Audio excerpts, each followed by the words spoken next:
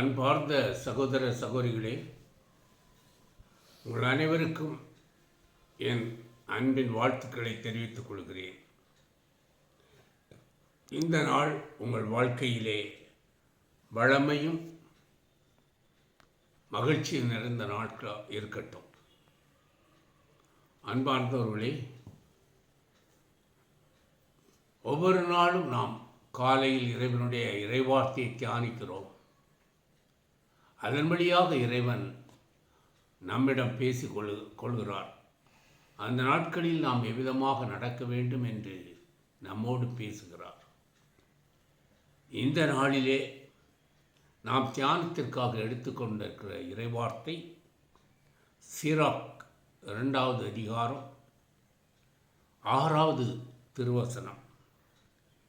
அது இவ்வாறு கூறுகிறது: ஆண்டவரிடம் பற்றுறுதி கொள், அவர் உனக்கு துணை செய்வார். உன் வழிகளை சீர்படுத்து, அவரிடம் நம்பிக்கை கொள். 2 காரியத்தை இங்கே கூறுகிறார். ஒன்று, ஆண்டவரிடம் நாம் உறுதியாக அவரை பற்றி கொள்ள வேண்டும் என்று சொல்கிறார். ஆண்டவரை சிராக் அதனுடைய 2வது அதிகாரத்திலே 3வது வசனத்திலே பார்க்கிறோம். ஆண்டவரை சிக்கன பிடித்துக்கொள், அவரை விட்டு ஒருபொழுது விலகாதே, உன் வாழ்வின் முடிவில் வளமை அடைவா என்று சொல்வார். இங்கே அந்த வார்த்தைக்கு தெளிவு கொள்கிறார். ஆண்டவரிடம் பற்றுறுதி கொள், அவர் உனக்கு துணை செய்வார் என்று சொல்கிறார். அன்பார்ந்தவர்களே, யார் ஒருவன் ஆண்டவரிடம் பற்றுக்கொள்கிறானோ, அவருடைய பற்றுறுதி கொள்கிறானோ, அவன் வாழ்விலே ஆண்டவர் அவனுக்கு எல்லா விதமான இக்கட்டிலும், எல்லா விதமான இடரிலும், எல்லா விதமான துன்பங்களிலும், கவலைகளிலும், எல்லா விதமான பிரச்சனைகளிலும் அவனுக்கு துணை நின்று அவனுக்கு விடுவிப்பார்.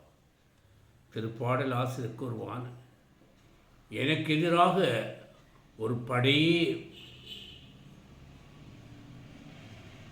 எனக்கு எதிராக வந்தாலும் நான் பயமின்றி இருப்பேன், என் உள்ளம் அஞ்சாது என்று கூறுவான். எனவே அன்பார்ந்தவர்களே, நம்முடைய வாழ்க்கையிலே ஆண்டவரிடம் கொள்ளும் பற்று அல்லது நம்பிக்கை அது உறுதியானதாக இருக்க வேண்டும். ஏனோ தானோ என்று இருக்கக்கூடாது. இன்று பலரும் துன்பங்கள் வரும் பொழுது பலரை தேடி ஓடுகிறார்கள். பலரை தேடி ஓடுவது மாத்திரமல்ல, பல தெய்வங்களுக்கு வழிபாடுகளும் செய்கிறார்கள். பல தெய்வங்களை நாடி ஓடுகிறார்கள். இங்கே ஒருவர் நமக்கு தெளிவாக கூறுகிறார், என்னிடம் பற்றுக்கொள், உனக்கு நான் துணை செய்வேன் என்று சொல்கிறார்.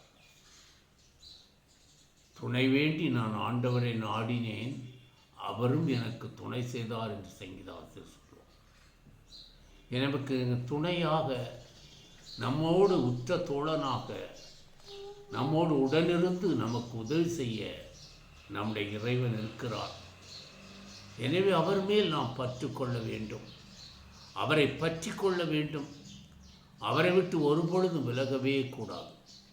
அது எவ்வளவு பெரிய துன்பம் வந்தாலும், எவ்வளவு பெரிய பிரச்சனையாக இருந்தாலும், எவ்வளவு பெரிய கஷ்டங்கள் இருந்தாலும், எவ்வளவு பெரிய கடன் பாரங்கள் இருந்தாலும், எப்படிப்பட்ட தோல்வியை சந்தித்தாலும், ஆண்டவரை விட்டு நாம் விலகாமல் இருந்தோம் என்றால் அவைகளை எல்லாம் அவர் வெற்றியாக மாற்றி நம்மோடு இருந்து நம்மை வழிநடத்தி நமக்கு வெற்றியை ஈட்டி தருபவர் இறைவன்.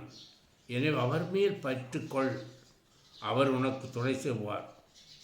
அதற்கு நாம் செய்ய வேண்டிய காரியம், நம்முடைய வாழ்வை சீர்படுத்தி கொள்ள வேண்டும், நம்முடைய வாழ்வை ஒழுங்குபடுத்தி கொள்ள வேண்டும்.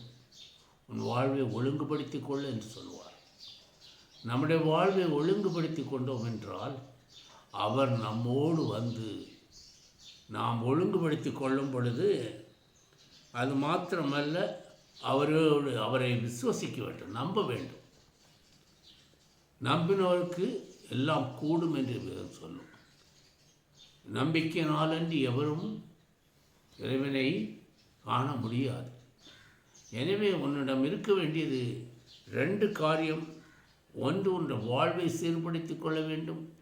உன் வாழ்வு தவறான வழியில் செல்லாது நேர்மையான, நீதியான, நியாயமான வழிகளிலே நம்முடைய வாழ்வை சீர்படுத்தி நம்முடைய வாழ்விலே நாம் எடுக்கிற காரியங்கள் எல்லாம் இறைவனுடைய கட்டளைக்கு கீழ்ப்படிதல் உள்ளதாக இருந்து அதன்படி நடப்பது மாத்திரம் அல்ல, எல்லாவற்றுக்கும் மேலாக நாம் எந்த காரியத்துக்காக நாம் முயற்சி எடுக்கிறோமோ அது கிடைக்கும் என்ற உறுதி, அந்த நம்பிக்கை உன்னிடம் இருக்க வேண்டும்.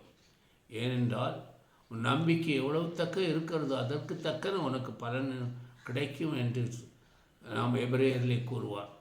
எனவே நம்முடைய வாழ்க்கையில் இறைவன் பால் வைத்திருக்கிற நம்பிக்கை. அன்னை மரியாள் இறைவனுடைய வார்த்தையை விசுவசித்தாள். எனவே கன்னி கருவுற்றாள். அன்னாள் இறைவனை நம்பி தொடர்ந்து அவரை தட்டி கொண்டிருந்தாள். எனவே 65 வயதிலே அவள் மலடியாக இருந்தவள் குழந்தை பாக்கியத்தை பெற்றாள். சிறுவனாக இருந்த தாவீது ஆண்டவர் மேல் நம்பிக்கை வைத்தபடினாலே கோலியாத்தை சிறிய கல்லை கொண்டு அவன் ஜெயித்தான். எனவே ஆண்டவர் மேல் நாம் நம்பிக்கை வைத்து நம்முடைய வாழ்வு சீர்படுத்தி நாம் நேர்படுத்தி வைத்து கொண்டோம் என்றால் நம்முடைய வாழ்விலே கடவுள் நமக்கு துணையாக இருப்பார், நம்மோடு வழி நடப்பார். நம்முடைய செயல்களெல்லாம் நம்மை வெற்றி பெறச் செய்வார். நம்மை ஆசீர்வதிப்பதற்கென்றே அவர் இருக்கிறார் நான் சொல்லேன். நாம் தாம் அவரை தேடுவதில்லை, நாம் தாம் அவரை நாடுவதில்லை. நாம் இந்த உலக பிரகாரமான காரியங்களை நாடுகிறோம். உலகத்தில் எனக்கு யார் உதவி செய்வார்கள், அவரிடம் போனால் எனக்கு கடன் தருவாரா, இவங்கள்ட்ட போனால் கடன் தருவாங்களா, இந்த கடன்லேருந்து எப்படி மீள்றது என்று ஒரு கடனுக்கு இன்னொரு கடன் வாங்கி வாங்கி வாங்கி கடனிலே பலர் மூழ்கியே போய்விடுறார்கள். காரணம், அவர்களுக்கு கடவுள் மேல் நம்பிக்கை இல்லை. அவர் கடவுள் பிள்ளைகளாக மாறுவதில்லை. தேவனுடைய பிள்ளைகள் கடன் படார் என்று வேதம் சொல்கிறது. நீ எப்பொழுது கடவுளுடைய பிள்ளையாக மாறுகிறாயோ உன்னை ஒரு பொழுதும் இறைவன் கடன் வாங்க அனுமதிக்கவே மாட்டார். நீ கடன் கொடுப்பவனாக உயர்த்துவார். உனக்கு துணை நின்று உன்னை உயர்த்துவாரே ஒரு பொழுது நீ தாழ்ந்து போக மாட்டாய், நீ முதல்வன் ஆவாய் என்று சொல்கிறது.